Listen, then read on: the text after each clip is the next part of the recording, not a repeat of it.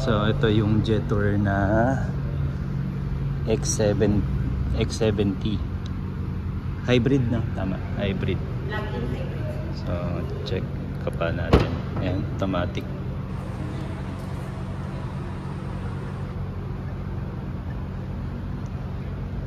So pwede siyang ibaba para kung may malaki kang gamit dito,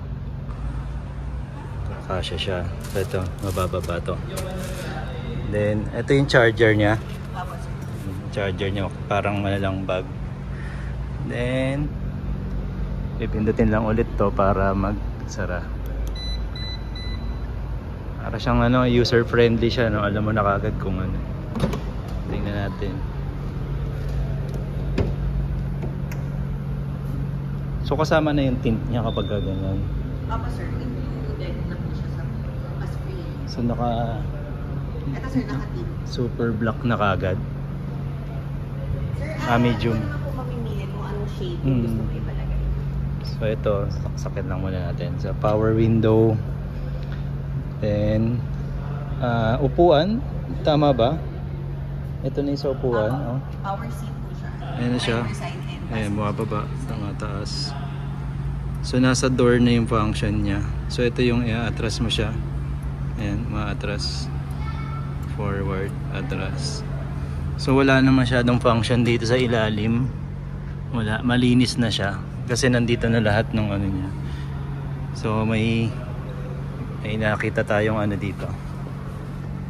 Tingnan natin loob. So ayan. Ayan, airbag. Then Chinese na Chinese, oh. 'Di ba? So para siyang mouse lang, oh. So yung ating cambio, park niya nasa gitna. Ito, pipindutin mo lang yung park. Then handbrake, iangat mo lang siya. Hazard. Ano nga ba 'to? Ano ulit yung A dito?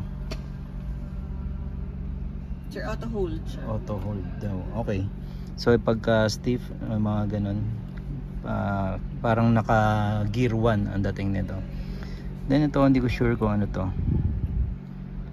Ano tong mga button na to sa radyo? Ito.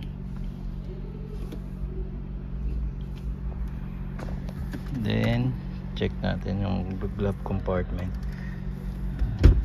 So ayun, ang liwanag pala. Sige, sama. Sir, okay lang yan. Yung tint niya hindi po dark. Hindi dark.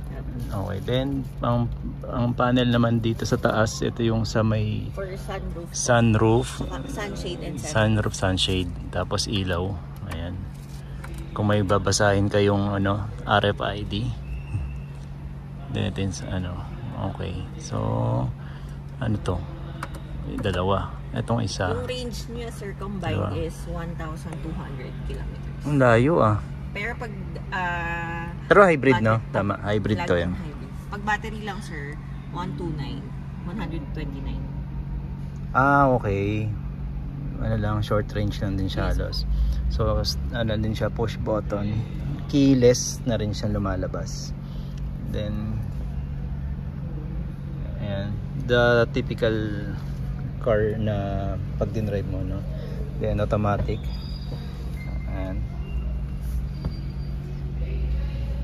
Then mayroon siyang gitna dito. So para sa mga phone.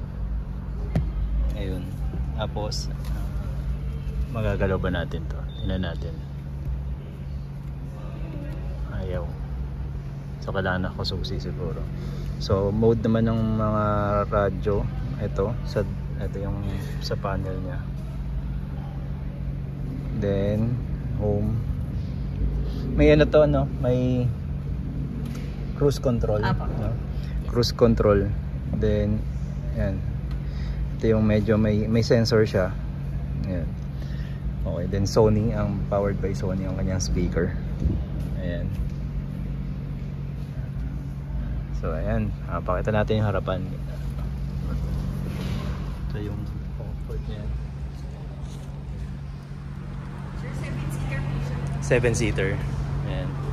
So 7-seater.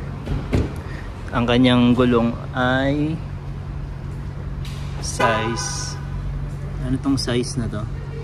19. So parang mga 22 na mags pwede na dito. Ayan yung ano niya, so SUV X70.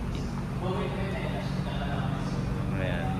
Ito pa pala, basahin natin. So LED, DRL, may para siyang projector lamp or ano light.